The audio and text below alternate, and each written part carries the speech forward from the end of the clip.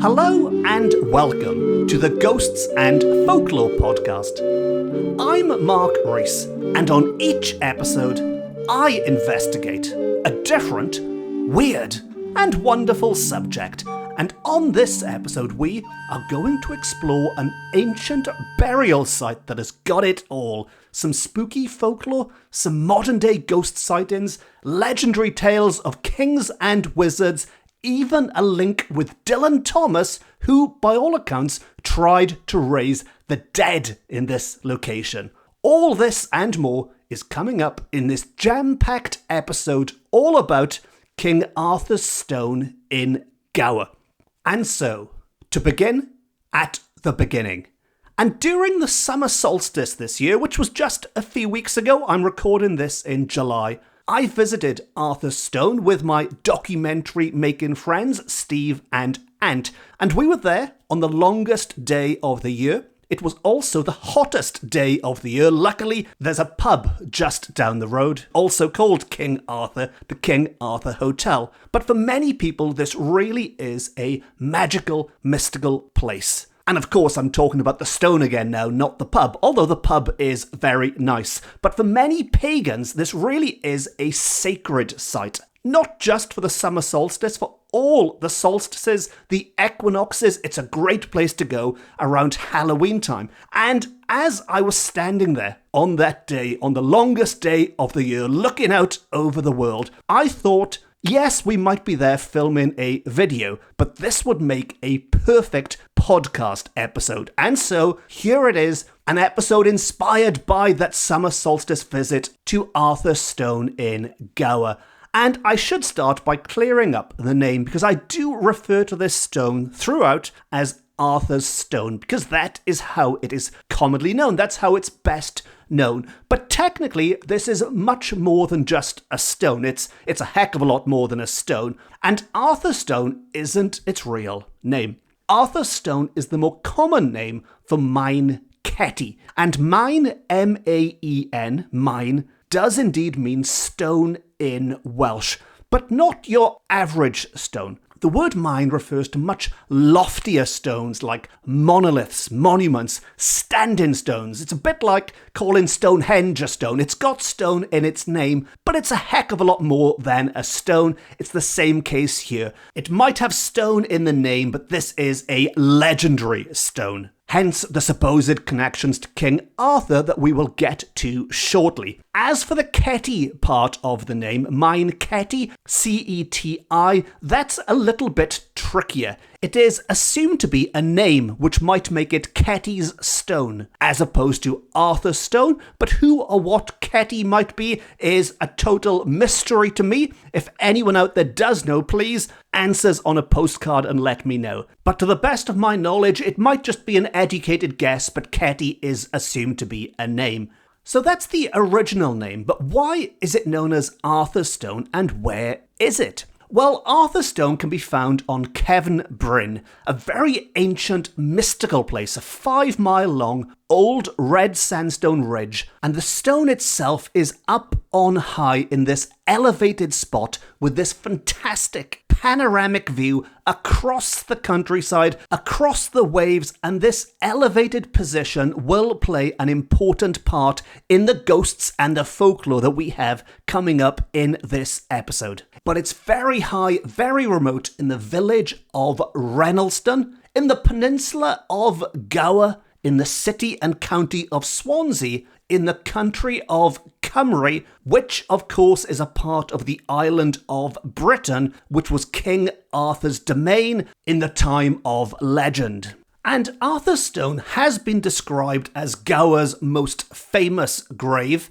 I don't know how big a claim that is. I don't have the top 10 list. I don't know what the other 9 famous graves in Gower might be. But it's been described as Gower's most famous grave, which does hint at its real purpose, because it is assumed these stones were brought to Cefn Bryn to form part of a double-chambered Neolithic tomb. So this gives you an idea of just quite how fantastically old this is, and it's not just one grave, but 2 graves. a double-chambered Neolithic tomb. And Arthur's Stone itself, if we do consider it to be a single stone, a bit like Stonehenge, it's a collection. But the stone itself tends to refer to an exceptionally large capstone, that's the big stone, on the top of the tomb, which is being held aloft. It's being held off the ground by a series of smaller stones underneath. And all around this area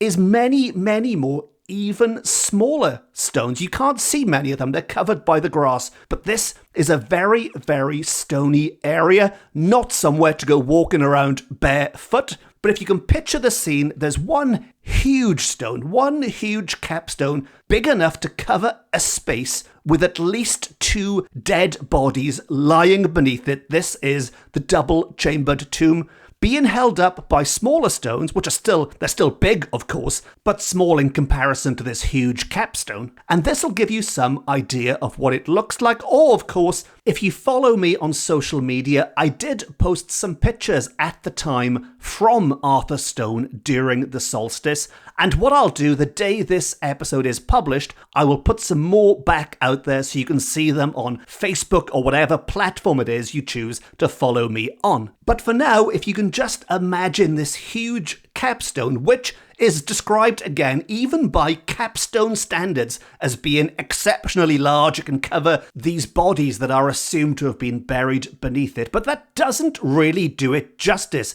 because it was even bigger again. Because on the ground next to it is what I am assuming must be the second biggest stone in the area, which was once connected to the capstone. You can see an almost clean slice there, where this second rock has seemingly been chopped off from the capstone. So yes, it might be big by capstone standards, but originally it was ridiculously big. And it does beg the question, how on earth did somebody manage to chop off half of this giant capstone? Well, this leads us nicely into the folklore part of this podcast, because according to Iolo Morgannwg, a very colourful character, let's say, from the 18th, 19th centuries, an antiquarian who wasn't always entirely accurate with the truth, let's say. But according to Iolo Morgannwg, this chunk of rock on the ground was hacked off by none other than Saint David himself, the patron saint of Wales, who just couldn't abide those pesky druids congregating there to worship false gods. So he raised up his sword in anger and hacked it in half. Now, I don't know how true that is. If it is true, I can only assume St. David isn't too pleased nowadays, because as mentioned, this is once more a very popular place of pagan worship. So popular, in fact, that I've been there before and I've had to delay my visit, delay my recording, because I can see people are there for religious reasons, so it's polite to hang back. But assuming it wasn't Saint David trying to scare off those pesky druids, well, what other explanation could there be? Well, the next one is a little bit darker. Well, it's a heck of a lot much darker, because there is a claim, an unverified claim, but nevertheless a claim this site was once used for human sacrifice. Now, in all the years I've been visiting, I haven't seen any human sacrifice, not even once. And if we do look to history, this idea of human sacrifice at this location does fit in a little bit too conveniently with this narrative of demonizing the druids and pagan people from times gone by. But by all accounts, the evidence for this sacrifice comes down to the fact that there are red specks in some of the stones. So if you look at some of the stones on the ground, you will see some red specks in them. And I'm sure there are some people who would argue that, well, this is perfectly natural. There are lots and lots and lots of stones out there with red specks in them. But there are others who might say, well, this could be the supernatural embodiment of the gory deeds that took place there. This is the blood that was spilt still lingering all these years later. As with the St. David theory, I shall leave that up to you, dear listener, to make up your own minds, because we have even more theories. One which is far less grisly, far less gruesome, but still criminal, or at least I assume it's criminal, and that concerns a greedy miller. And this miller wanted this stone for his workshop. It's the perfect milling stone. So he carved it off to steal half of the stone. But, surprise, surprise, he found out after chopping it in half, it was too heavy for him to move, so he just left it there. This has been chopped in half by a bumbling thief, which is far less exciting than St. David with his sword and human sacrifice. But there's another explanation. And you might remember me stressing at the start how important the high exposed location of this site is. Well, it has been suggested that it was hit by a bolt of lightning, which isn't that fantastical. Of all the ideas you've heard so far, it's not out of the question. This stone might have been hit by a bolt of lightning. Never mind St. David, this could be the wrath of God himself. If God is displeased, send down the lightning bolts. Now, how likely a lightning bolt, or a series of lightning bolts even, might be to chop this in half is, by all accounts, it's not my area of expertise, but by all accounts, not that likely. Maybe it's not totally out of the question, but it's not that likely. In fact, the most likely explanation also relates to this exposed high location, and that is the idea that a natural hairline crack might have appeared with time, and as the centuries roll by, remember, this was a Neolithic burial chamber, as the centuries roll by, that hairline crack developed to the point where half of the capstone fell off. Which seems to be the most likely explanation. It's also the most boring explanation, but this isn't a podcast for boring explanations. There's plenty of other boring, sensible podcasts out there. We like the fantastical. So, what is it that links this stone to King Arthur? Well, there are many, many King Arthur links all across this part of Wales, all across Wales, in fact, and I'm sure if I'm still doing this podcast in decades to come, I will cover them all eventually.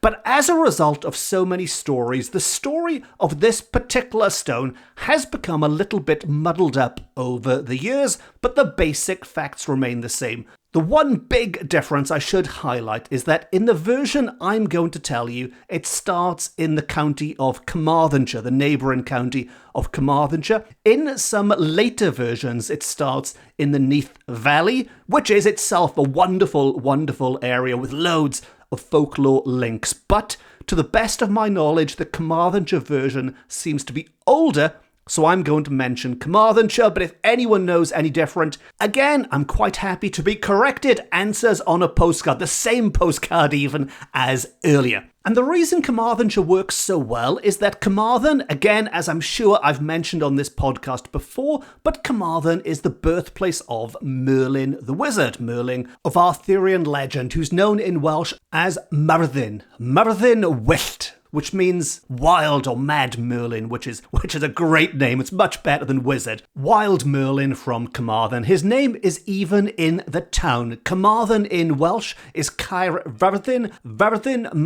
Merlin, and Caer is fort. Carmarthen is Merlin's fort. But back to the story, and King Arthur was visiting Merlin in Carmarthenshire, ahead of what would prove to be a very, very important battle, the Battle of Camlan, which is known as King Arthur's final battle. This is the battle in which he would either die or be severely wounded, which, as we all know, he can't be dead because he's just sleeping in various places across Wales and even further afield by all accounts, but he's just sleeping, waiting until the nation's darkest hour arrives. But ahead of this fateful battle, he was in Carmarthenshire to consult with his trusted aide, Merlin the Wizard, and they walked along the golden Carmarthenshire coastline discussing tactics. Directly opposite Cefn Bryn in Gower.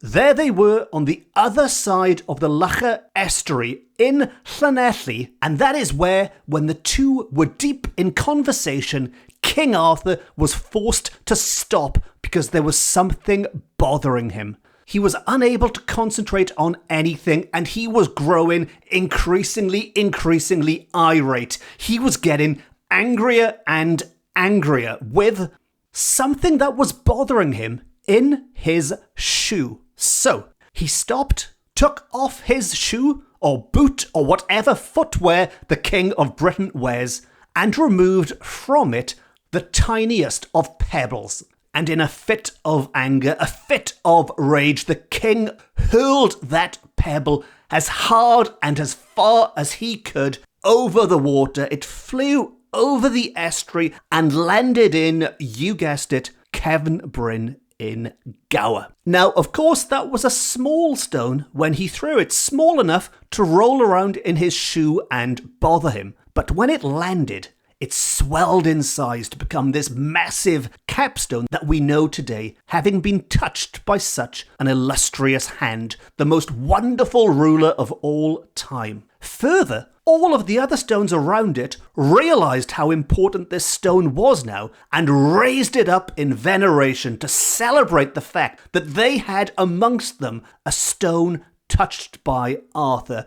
This was the king's stone. This was Arthur's stone. And there it was, swelled with pride, up on high, where it remains to this very day. Well, it did until St. David came along and chopped it in half, or they started doing human sacrifice or lightning bolts or whatever happened, but there it remained until a big chunk of it was chopped off, and that brings our story up to the modern day, because we've looked at the folklore, we've looked at the legends, but what we haven't looked at yet is the ghost stories. And this is the Ghosts and Folklore podcast. Sometimes I look at ghosts, sometimes I look at folklore, but sometimes they all come together nicely, like on this episode. And this place is particularly active, if you believe in such things. Throughout the 20th century and into the 21st century, people have reported strange encounters in this area. And going further back to the folklore of the 18th, 19th century, there has been this suggestion that the spirits perhaps do not rest easy in this part of the world. And to illustrate this, there's a lovely anecdote concerning the man I've quoted on this podcast probably more than anyone else ever, and that is Dylan Thomas, the poet who was born, well, just down the road from Arthur's Stone in the uplands in Swansea, who wrote the immortal line that I start every episode with, to begin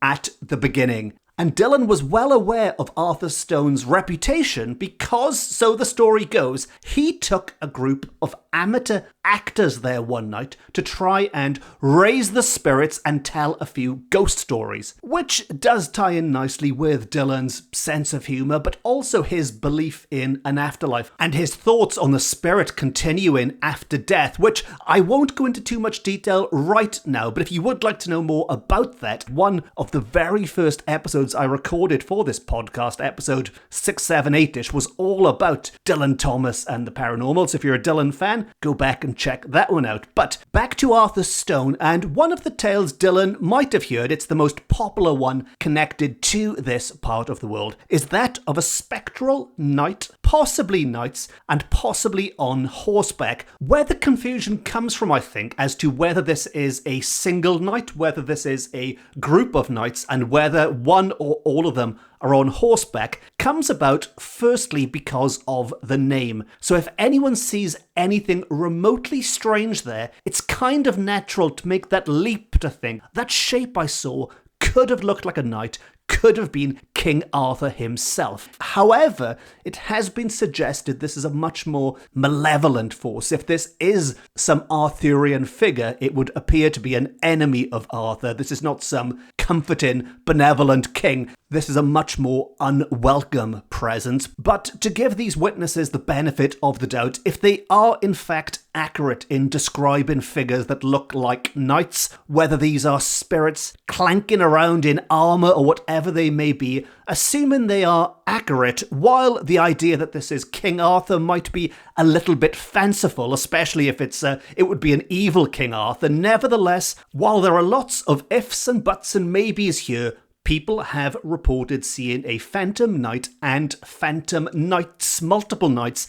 in this location. And again, with the knights, as with the individual knight, I don't know if this is people putting 2 and 2 together and arriving at 86 in some way? Have they simply seen 5 shadowy forms? They certainly seem to have seen something, but have they made that leap because knights have been reported here, because this is King Arthur's stone? Have they made that leap, or is there something more compelling within the evidence? I don't know. However, I can give more of an opinion on these phantom horses, because this place is littered with wild horses and cows. I don't know if anyone's reported phantom cows yet. If not, it's only a matter of time. But to put things into perspective, when we parked on that summer solstice day, you had to get around the horses and get around the cows simply to open the door of your car to get out, and then you had to try and fight your way through to get, well, not literally fight, but you had to work your way through to get back to the car. And if you had the windows down, as we did, it was the hottest day of the year,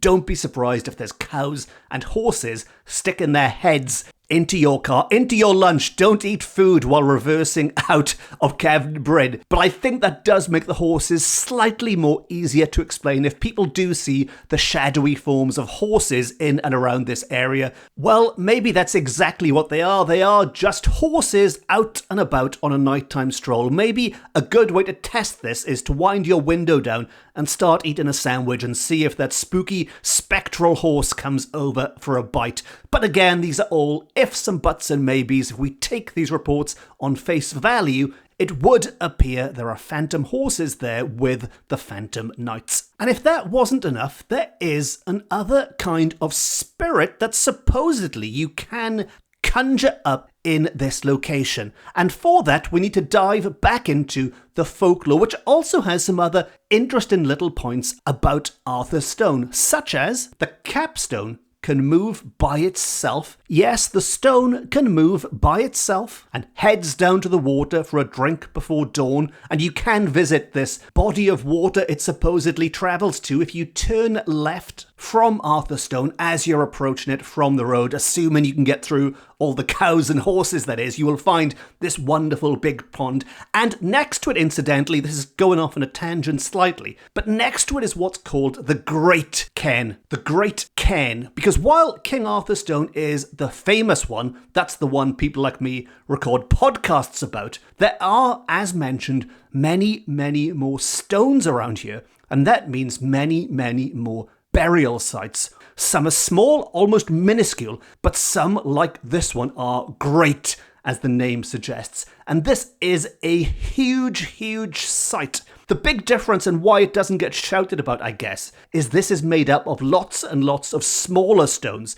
so there isn't one big impressive one to focus on. But I mentioned earlier how this capstone in Arthur's stone is the size of 2 bodies. If we're using bodies to measure the size of these burial sites, then there could potentially be dozens under this great cairn. And as I mentioned at the start, this is part of the reason why this is such an important and sacred site to people in the pagan community, and it does have to be treated with that respect when visiting. But that's the tangent over. Let's get back to the folklore and the ghosts. So I did mention that according to folklore, the capstone can move, it can fly over. Actually, fly is an assumption. I have no idea how it moves. Maybe it teleports for all I know, but it does go to the water for a drink each day. But more importantly, folklore also tells us this is a place for finding true love. Or more specifically, it's a place for young maidens to find love. It's always young maidens in this kind of lore, nobody else. But if young maidens want to check the fidelity of their sweethearts, they need to head to Arthur's stone at midnight during a full moon. So there's 2 very important instructions there to begin with. You have to go there at midnight, and it has to be under a full moon. Which, frankly, if you've listened to the rest of this episode, if you've heard me talking about the Phantom Knights and Dylan Thomas trying to summon the spirits, is asking for trouble. Never mind the fidelity of your sweetheart, if you're visiting a supposedly haunted place at midnight under a full moon, maybe you should be more concerned about the Phantom Knights and the not-so-phantom cows. But if you insist, assuming you're a brave enough young maiden to do this, you head to Arthur's stone at midnight on a full moon. You also need to take a cake, which to me does sound like the perfect night out. Cake! at a haunted spot in the middle of the night. What could be better? But this cake should be made of, and there's some very specific ingredients here. You might want to get pen and paper handy. You can't just take any old cake. You can't just pop in the supermarket and buy a gatto. You have to make a specific cake of barley meal and honey, which has been wetted with milk and well kneaded. So a cake made of barley meal and honey, which has been wetted with milk and well kneaded. Give it a good kneading, and then you place that cake on the stone, put the cake on the capstone as an offering. And if all that wasn't enough, if that wasn't enough hard work, it's about to get even tougher. Because finally, you crawl around the stone, you crawl around Arthur's stone 3 times on your hands and knees. And remember what I was telling you about this area. It is littered with stones. You don't want to be walking around barefoot, never mind crawling around on your hands and knees. You will need skateboarding knee pads or something to crawl around this place safely. Who knows what they were using in centuries gone by. And when I wrote my book, my most recent book, Paranormal, SWANSEA and Gower, and yes, I know that's a shameless plug, but we're nearly at the end of the episode. I've waited until the end to shamelessly name drop one of my books. But when I was writing Paranormal, SWANSEA and Gower, I included what I thought was a wonderful pun, which is, to quote from the book, "This gives new meaning to the expression, love hurts." And of course it would hurt a young maiden crawling around through stones on her hands and knees. Love hurts.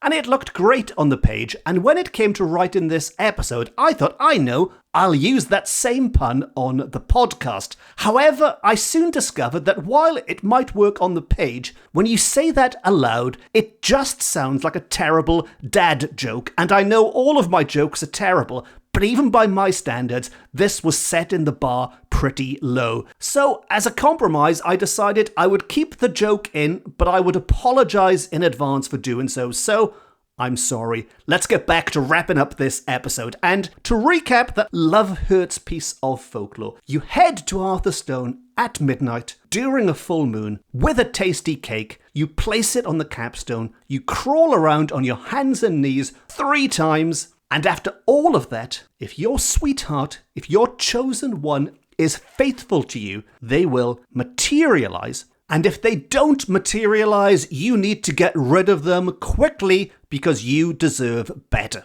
And the one question everyone asks whenever I speak about Arthur's Stone, and it's the question I would love to know the answer to myself, and that question is, what do they mean by materialize? Well, the short answer is I don't know, but I am assuming it's not physical. Therefore, either they mean an apparition, some kind of ghostly form materializes before your eyes, but maybe it's more of a mental thing. They appear in your mind, in your mind's eye. So rather than seeing a vision out there in the real world, it's more of a psychic thing, more of a feeling that you get in your mind. I don't know, and sadly, I am not a young maiden, so it's not something I can go out and test for myself. If there are any young maidens listening who fancy being a guinea pig, who fancy giving it a go, I'll sort out the skateboard and knee pads for you, and you can report back to me and let me know what, if anything, materializes. And maybe we can record a follow-up episode. But until that day arrives, we have reached the end of the last piece of ghostly folklore concerning Arthur's Stone, and as such, we've reached the end of another episode of the Ghosts and Folklore podcast. If you enjoyed this episode and you haven't already, please consider pressing the subscribe button and you will never miss an episode ever. Maybe even the follow-up episode to this one. And if you really enjoyed it and you'd like to support the podcast, you can rate it, review it, tell all your friends about it. It all helps. And if you really, really, really enjoyed it and you want to keep it on air, you can, as always, treat me to a coffee via my website, which is always very much appreciated. If you'd like more Ghosts and Folklore, you can follow me on social media. I'm on all of the main platforms. As mentioned, I will be posting some images of Arthur Stone and lots of other cool things in and around the time that this episode goes out. And as you heard from that shameless plug not so long ago, I've also published a number of books about similar weird and wonderful subjects which are available from all good bookshops offline and on, two of which do feature Arthur's Stone. And as always, it's lovely to hear from you out there listening wherever you might be in the world. And if you have visited any of the places I mention, Arthur's Stone or any of the other episodes, feel free to get in touch, say hello. And volunteers who want to try out some of this crazy folklore are most welcome. However, I should stress I cannot take any responsibility for any injury that occurs as a result of the nonsense spouted on this podcast. And on that note, it just leaves me to say thank you very much for listening. Diolch yn fawr iawn am wrando. I've been Mark Rees. This has been my Ghosts and Folklore podcast, beaming to you from Wales to the world. And remember, if you are thinking of getting married anytime soon, it might be worth popping to Arthur's Stone at midnight under a full moon beforehand, just in case. And you might want to take some knee pads as well. Until next time, no star.